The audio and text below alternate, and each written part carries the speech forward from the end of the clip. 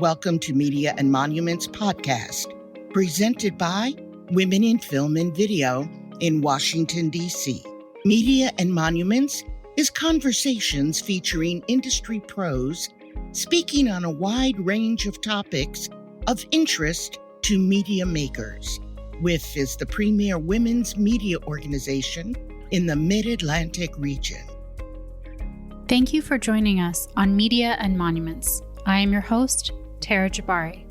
In this episode, we share a brief retrospective about our monthly webinars presented on the first Wednesday of every month called Wednesday One.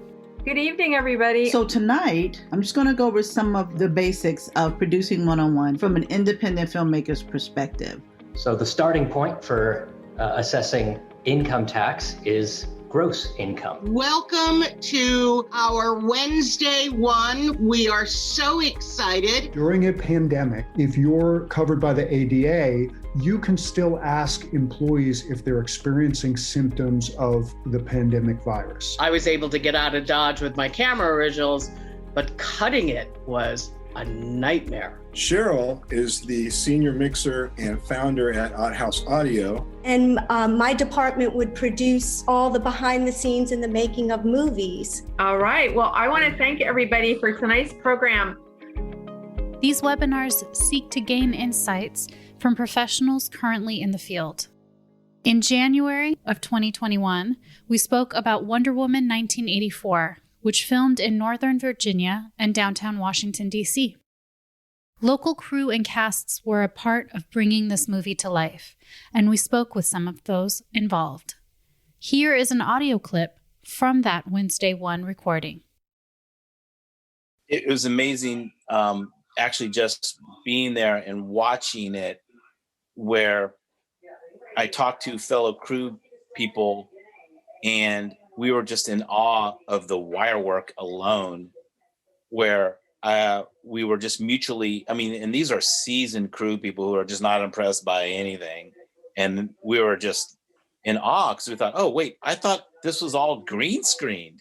She's actually flying in the air, with wires. Are you kidding me? It was just absolutely amazing to watch. And it was as if we were being paid to just be schooled in some of these high technical aspects of filmmaking. At what point do the local crew get notified? And then what does IATSE do to sort of let the production know that, hey, we've got crew, don't bring crew in from out of town? Well, I had talked to them by phone the fall before, that they were talking about coming in and asking us about crew, and then actually met with them. I think it was February of the year they came in. So what was that, 18 now? And so we had been having conversations about crew all along. As soon as they were in or ready to be in, we got information out to the members. We ended up with over 200 local crew on the show, as well as the people who were traveling with the show.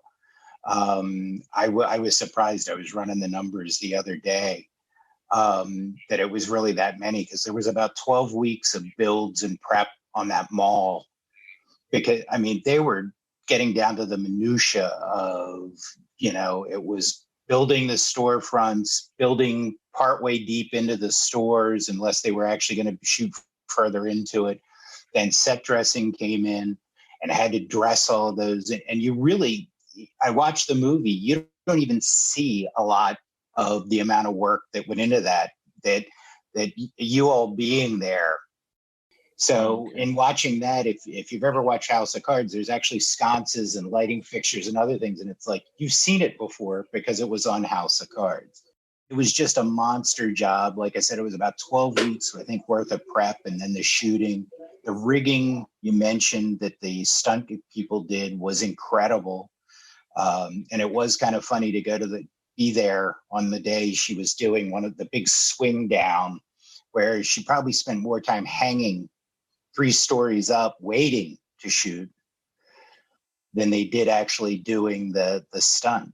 But it was really amazing. It was a great opportunity for a lot of people to get work, not only people who've been doing it for years and years, but a lot of new people got opportunities and came into the union and are now working on shows like Dope Sick or Swagger or Walking Dead, or we're about to start an HBO project in Baltimore. So a lot of those people have got getting those kind of opportunities, but they got their start on that because it was so massive. Other months included talks on the basis of producing, how to use drones for recreational and commercial use, a panel on sound production, how to create a top-ranked podcast, and tips on health and safety measures to protect your crew. We finished the year with a panel of seasoned producers that provided clear ways to promote your projects so that it stands out in a content-heavy digital world. The panel had Michelle Delino, a publicist and video producer who is a WIFV past president and current WIFV advisory board member since 2016. Also on the panel was John Gann, a film producer and director whose latest documentary is Miss Alma Thomas, A Life in Color, about the often overlooked DC-based Black woman artist. And finally, Sheila Jascott, whose expertise includes producing and writing for CBS Evening News and C-SPAN, as well as launching the nationally syndicated news magazine program Matter of Fact with Soledad O'Brien. Listen to this excerpt from their panel discussion.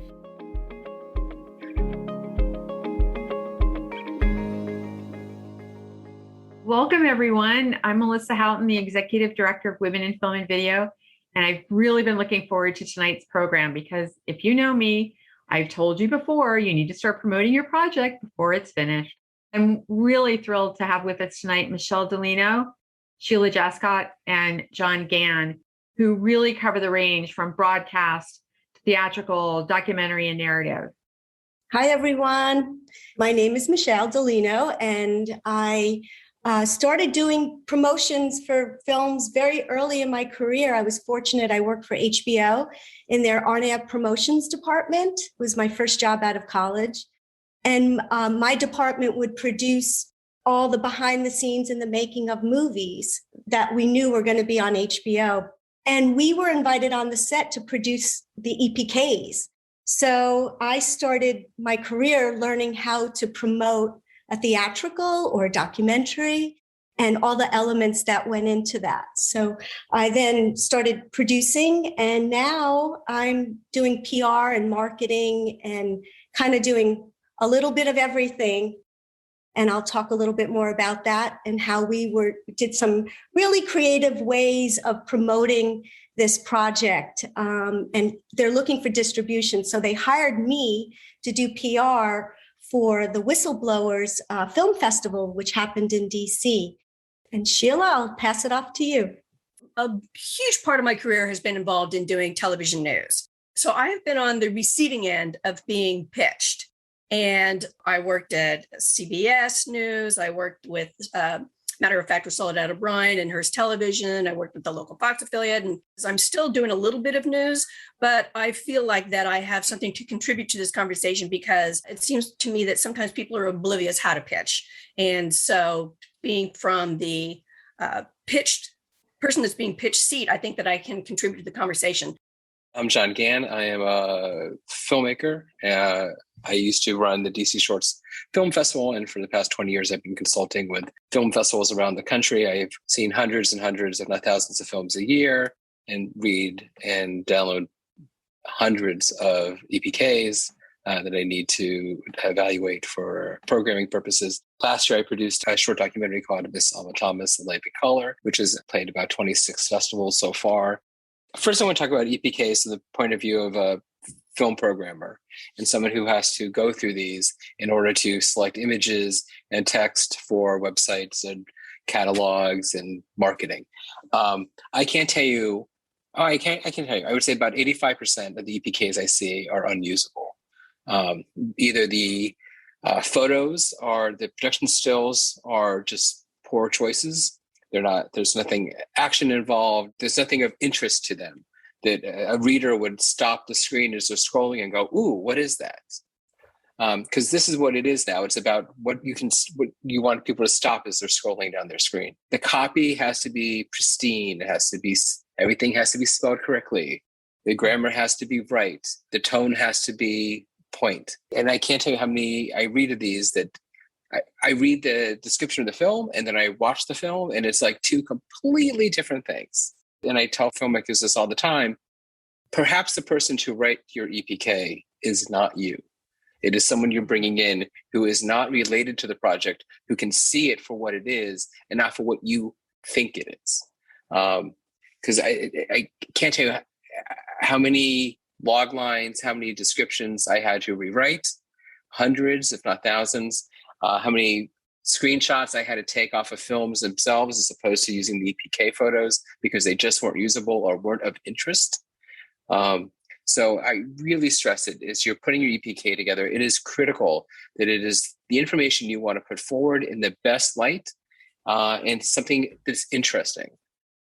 Now, I'm going to follow up on that because John is exactly right. Because whether you are sending to a film festival, you're trying to get media coverage, you're trying to, you're trying to get some press for your project. And let me tell you, the bottom line is don't make me work. I am so busy. I don't have time to look through your sloppy website to try to figure out what the heck you're trying to tell me.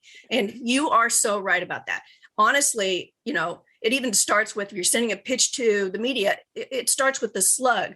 We get thousands and thousands of emails every single day, and I have to look through your slug. I'm going to read your slug. It has got to capture my attention for me to even open up that email. And then if I don't like your title, I'm just not going back. I would also advise that if you know you're in contact with the media and you know someone's interested in your stuff, you have lots of extra things that might not be in your EPK, but stuff that's available to them. We have a bunch of 40-second to 2-minute clips that didn't make the film, but are interesting on their own that are available for media. Make sure that whatever you have for the press has rights clearance for the press.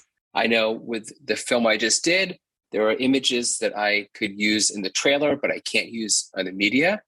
And so we have made sure that the stuff that is available for media, everything is cleared in advance. I was about to say the same thing. Make sure you have rights and clearances, because in the documentary that I'm working on, there are a lot of news clips. And so you have to be very careful because there are rights for it. But I also want to reiterate the importance of, while you're filming your documentary, to really shoot a lot of behind the scenes stuff with the director in the shot, with the producer in the shot, with the cast, with the crew.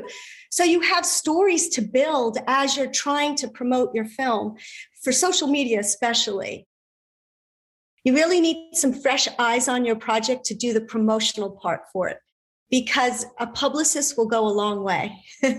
I know how my work, working with filmmakers and authors, and that has really helped them.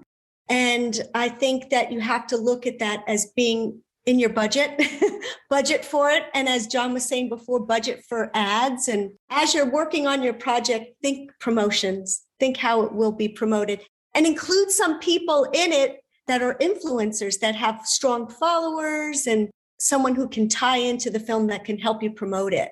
I think that this whole conversation really points to the importance of the community, which is why WIFV is in existence in the first place too. We all know how important the organization is, but it's okay to not have the answer. It's okay to reach out, and there are no stupid questions, obviously.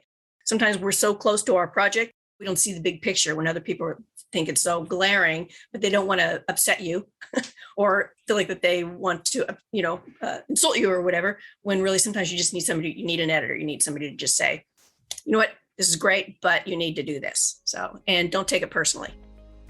Thank you so much. The expertise we had on tonight's call was just awesome. We hope you enjoyed this retrospective on Wednesday 1 webinars. They have been very useful and educational to our members and guests, and we are excited for what 2022's Wednesday 1 webinars will bring. You can find out the full schedule on our calendar at wifv.org, WIFV.org,